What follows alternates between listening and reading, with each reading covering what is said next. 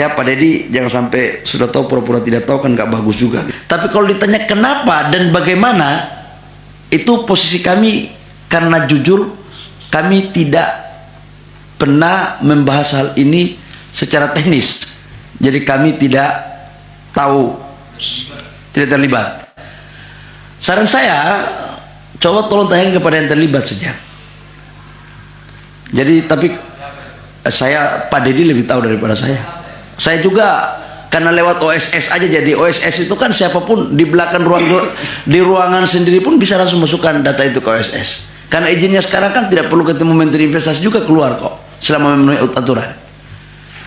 Ya Pak Deddy, jangan sampai sudah tahu pura-pura tidak tahu, kan nggak bagus juga. Gitu. Saya nggak tahu Pak Menteri, jujur. Saya nggak tahu sebenarnya kalau bukan dengan Kementerian Investasi, lalu dengan siapa Starlink ini kemudian melakukan hal teknisnya? Apakah Kementerian Informasi atau karena lebih sering Pak Luhut yang ngomong dengan saya tidak tahu siapa yang melakukan pembahasan teknis, tapi saya tidak ikuti. Oke, biar clear ya. Tapi saya sangat menghargai pandangan dan pendapat dari teman-teman semua. Nggak ada koordinasi, justru nggak clear Pak. Kalau Pak Bahlil nih, kawan saya yang baik ini bilang Kementerian Investasi nggak terlibat, saya nggak tahu mereka itu urusannya dengan siapa. Karena kan Starlink ini nggak baru Pak, sudah lama gitu kan. Terus tiba-tiba dia dapat karpet merah dan bla bla bla. Secara teknis apakah dengan Kementerian Informasi? Ya mungkin ada hubungannya karena itu menyangkut dengan satelit ya. Kalau kami ini hanya bagian untuk pendaftaran. Saya ini dulu mantan aktivis 98 yang turun demo itu kan kita ini dulu. Gerakan ini menurut saya ini gerakan yang ya gitu deh. Dulu kan orang melakukan penetrasi, mungkin agitasi ke kampus, ke adik-adik mahasiswa, tapi kemudian itu tidak berhasil. Lalu kemudian melakukan agitasi di tingkat oknum guru besar. Mohon maaf, kita harus hargai mereka juga. Fokus di bidang masing-masing aja dah. Yang ngurusin investasi, fokus investasi supaya investasi kita lebih padat karya daripada padat modal. Kalau enggak nanti semua ngurusin pilpres. Republik ini harus jalan. Jadi kalau Menteri Investasi, usul saya biar konsentrasi aja urusan itu. Kalau tidak malah menggambarkan bahwa sebetulnya selama ini ada rekayasa ya gitu. Bagi orang yang terbiasa membuat skenario, apapun dipandang punya skenario. Tapi bagi yang tidak biasa pakai skenario ya alami aja. Benar, kata-kata ini agak mengganggu kebatinan saya. Pak Nusron, saya mau tanya dulu. Coba tunjukkan kepada saya. Apa ada? Ada. Ya, tunjukkan kepada saya apakah ada Menteri Investasi atau Kementerian Investasi yang memperlakukan investor tidak equal treatment. Itu loh. Apa perlu saya tunjukkan? Tunjukkan. Ya kan? Tunjukkan aja. Oke. Izin pimpinan, soal equal treatment kan sudah ada di undang-undang. Ya. Saya kira bisa diselesaikan langsung. Enggak. Biar tidak menjadi fitnah. Aku nggak mau juga. Kalau urusan BP Batam oke, tapi jangan kaitkan dengan saya dong. Oke, kalau itu BP Batam. Saya selama ini membuka semuanya. Saya tidak pusing mau dari Amerika, mau dari Cina, mau dari Arab. Pimpinan, agar sesuai agenda. Jangan sampai saya udah kerja benar dibilang itu ada di undang-undang pimpinan. Oke. Kalau saya temukan di lapangan ada implementasi yang tidak equal treatment, harus saya sampaikan. Ini hak konstitusional saya menyampaikan sesuatu hal yang saya anggap tidak equal treatment. Ya disampaikan aja Pak. Nggak apa-apa, disampaikan aja Pak. Ya kan? Nggak ada. Pertama, kawasan industri PT Wiraraja dicabut. Di mana? PT Wiraraja dicabut. Dicabut oleh BP Batam. Oh, bukan Kementerian Investasi. Bukan. Oke, biar clear. Intinya saya minta dalam kesimpulan ini bahwa dalam pelaksanaan implementasi pelayanan investasi, baik BP harus mengedepankan dan tentang prinsip equal treatment di dalamnya. Pak, izin Pak, supaya tidak terjadi multi interpretasi. Artinya yang kejadian ini khusus di wilayah BP Batam. Ya, itu maksudnya. Ya. Oh, karena saya tadi berpikir seolah-olah Pak Nusron ini sudah menghajar seluruh bangsa ini gitu. Oh ya, biar clear Pak Nusron. Karena begini, BP Batam itu kan punya undang-undang khusus. Dia punya aturan khusus dalam rangka pengelolaan. Jadi kita clear ini biar wartawan tidak salah kutip. Masa Harun Masiku bisa mengalahkan negara sih? Ya, dan saya mendapatkan WA, SMS dari teman-teman DPR juga saya lihat positif kok. Dari KPK positif kok. Jadi partisipasi publik, ya. Saya sebagai warga tidak terima negara saya bangsa ini kalah sama koruptor namanya Harun Masiku. Ya, dan saya yakin itu ada masalah-masalah besar yang dia simpan dan dia melibatkan orang-orang besar. Nah, saya tidak tahu ya, tapi nggak mungkin tiba-tiba dia bisa hilang gitu, dicari kemana-mana. Nah, mungkin ini sudah waktunya rakyat terlibat, pasang mata, telinga baik-baik. Ya, dari berkat yang Tuhan kasih kepada saya tidak mau negara ini kalah dari koruptor yang namanya Harun Masiku. Negara ini harus menang. Ya, kasih informasi. Ya, oke teman-teman, kembali lagi bersama saya di channel ini. Ya, tentu kita sudah melihat sebuah cuplikan video yang sangat cukup menarik. Nah, mari kita lihat tanggapan para netizen tentang video tersebut. Yang dikatakan di bawah ini, bongkar semua kasus ijazah Jokowi, usut sampai tuntas. Pecat Menteri Bahlil dan percaya Jokowi korupsi besar. Arah ini seperti badut. Duluan ada di dalam masa tidak mengetahui masalah Harun Masiku. Wong satu partai. KPK harus usut Bobi, Kaesang, dan Jokowi.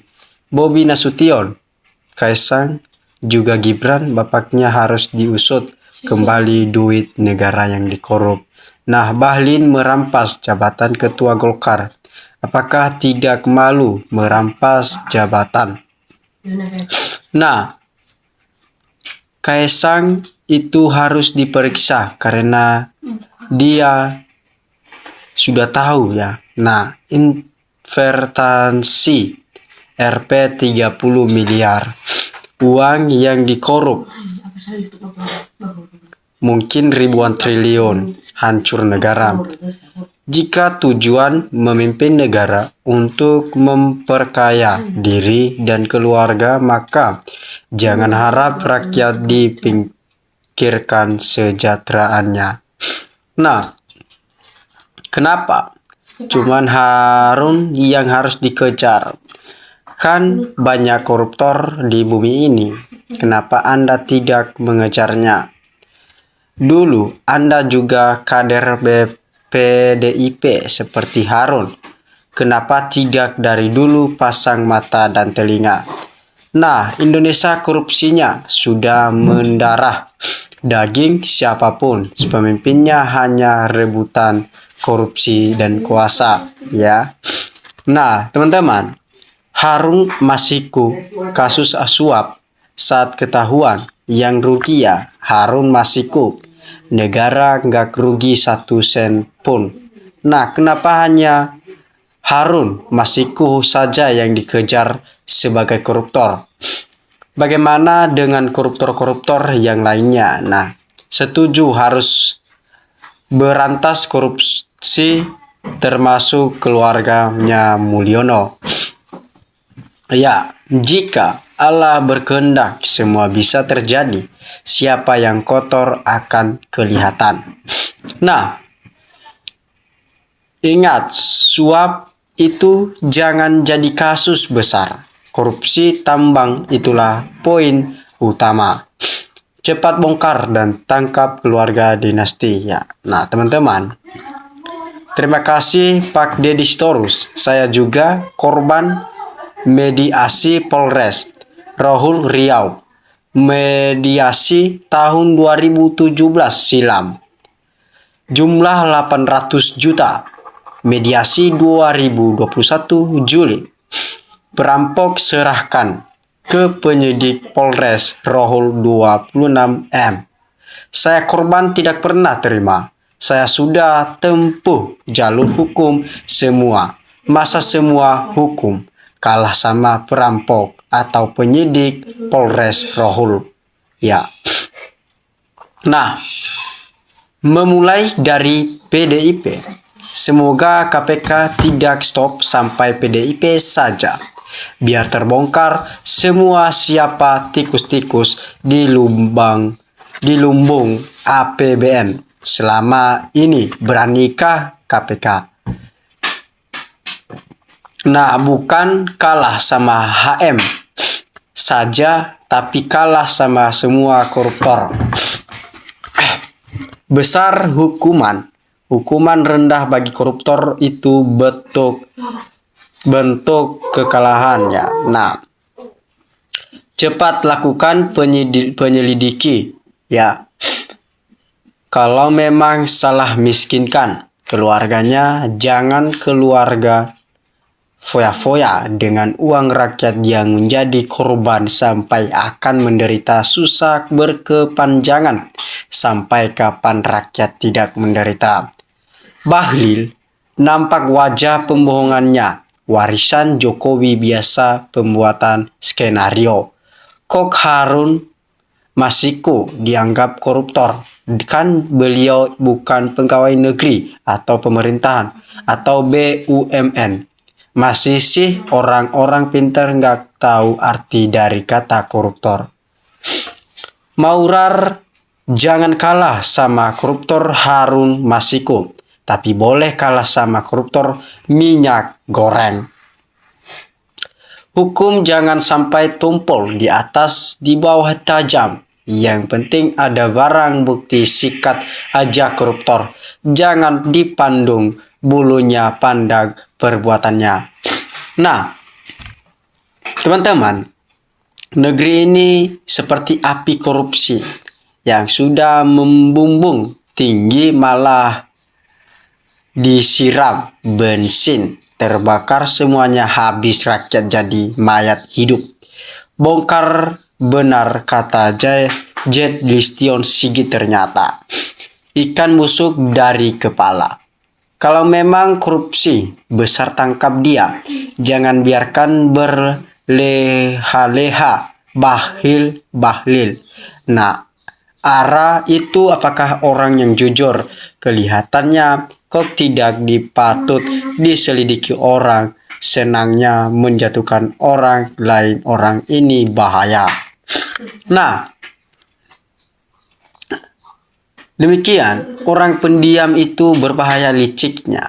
Waspada ya. Nah, jangan dulu bawa coba yang kepadanya. Dulu kok pada nggak berani, rakyat hanya lihat drama ekornya. Terus tapi kepalanya aman-aman terus sampai bisa anaknya jadi wapres.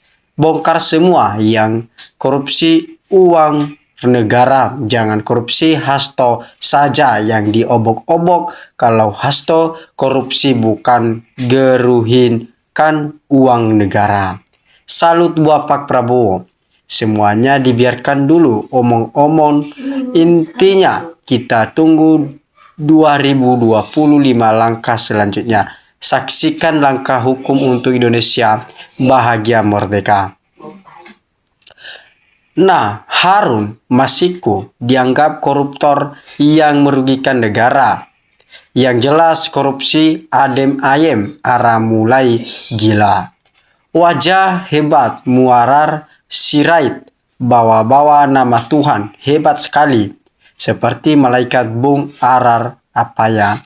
Nah, kasus korupsi itu mudah untuk saat ini. Cukup tegakkan hukum dan adili Jokowi, maka ekornya kasus-kasus yang lain akan terbuka dan mudah diusut. Canggihnya si Jokowi, dia menempatkan orang-orangnya dalam posisi penting untuk mengamankan jalannya. Ngeri politiknya, terlalu egosentris, bukan tipikal pemimpin yang bijak, tapi lebih ke otoritarian. Nah, gimana kira-kira KPK dan Prabowo berani nggak tangkap Jokowi? Kalau kami yakin tidak akan berani, karena Prabowo bisa jadi presiden ikut cawe-cawe Jokowi demi haus kekuasaan keluarganya.